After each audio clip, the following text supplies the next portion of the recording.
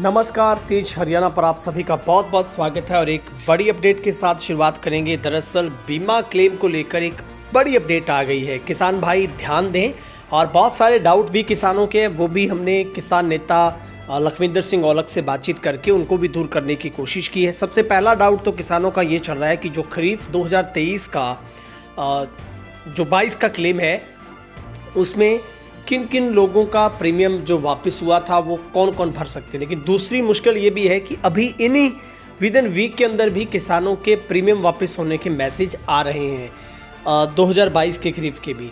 तो क्या उन किसानों को भी अब प्रीमियम वापस भरना है? अब ऐसे किसान भी है जब उनकी बैंक में लिमिट थी तब प्रीमियम भरा था, लेकिन अब उनकी बैंक में लिमिट नहीं है, तो वो अपना प्रीमियम कहाँ जाकर भरेंगे? उनको पॉलिसी नंबर कैसे मिलेगा?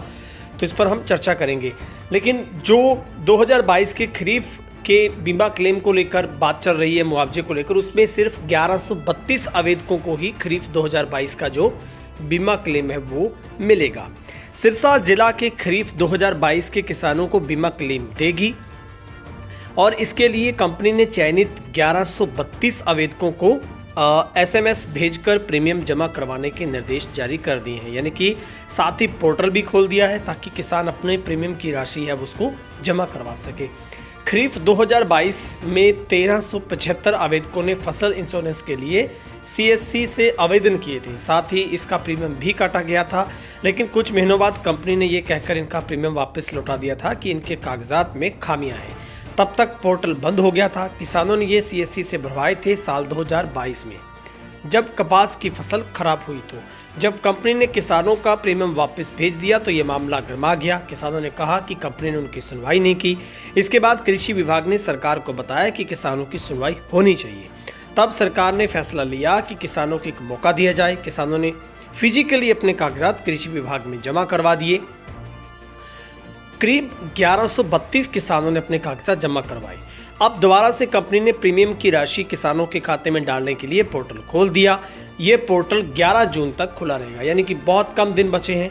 और उधर किसान नेता लखविंदर सिंह औलख का कहना है कि खरीफ 2022 में सिरसा में ओलावृष्टि के कारण किसानों की फसलें खराब हो गई थी।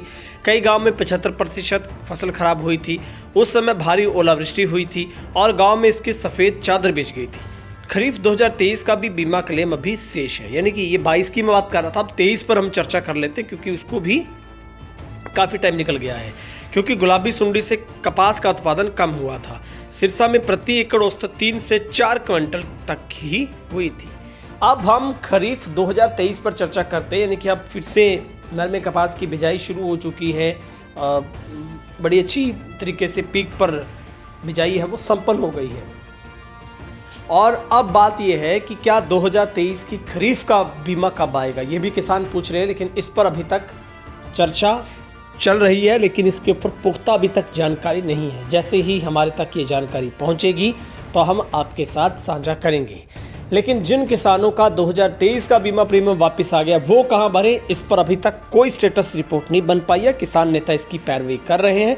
ज़्यादा जानकारी हम आपको किसान नेता औलख से बातचीत करने के बाद देंगे कि अगर 23 का आपका बीमा प्रीमियम वापस आए तो क्या करें, क्योंकि 22 के खरीफ के प्रीमियम जब वापस आए तब किसान नेताओं ने पैरवी की थी और 1375 में से 1132 किसानों ने अपना प्रीमियम उस टाइम उसके फिजिकली कागजात विभाग को सौंप दिए थे। अब उनको मौका कंपनी ने दोबारा से दे दिया है।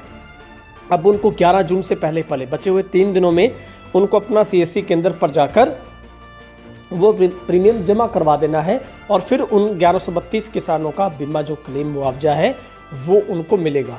लेकिन अब बात आती है कि जो 2023 का खरीफ का हमारा नरमा था उसमें गुलाबी सूंडी का बहुत बड़ा प्रकोप था। चाहे वो आप डवाली से लेकर कालावाली से लेकर चोपटा से लेकर ऐलनाबाद सिरसा की बात करेंगे तो पूरे का पूरा इलाका इफेक्टेड था और किसानों को बहुत बड़ा नुकसान झेलना पड़ा। अब किसान उस खरीफ 2023 के खराबे का भी इंतज़ार कर रहे हैं, लेकिन इस पर यही मंथन चल रहा है कि शायद इन विधानसभा चुनाव से पहले किसानों के खाते में वो पैसा आएगा। लेकिन वो किसान क्या करें जिनका प्रीमियम अब वापस आ गया है? तो आप अपने स्तर पर लड़ाई लड़ सकते हैं, कोर्ट का सहारा ले सकते हैं, लेकिन किसान नेता भी इस पर लगातार स्टेटस जानने में लगे हुए हैं। ये जानकारी कैसी लगी आपकी राय कमेंट सेक्शन में, खबर को शेयर जरूर कीजिएगा।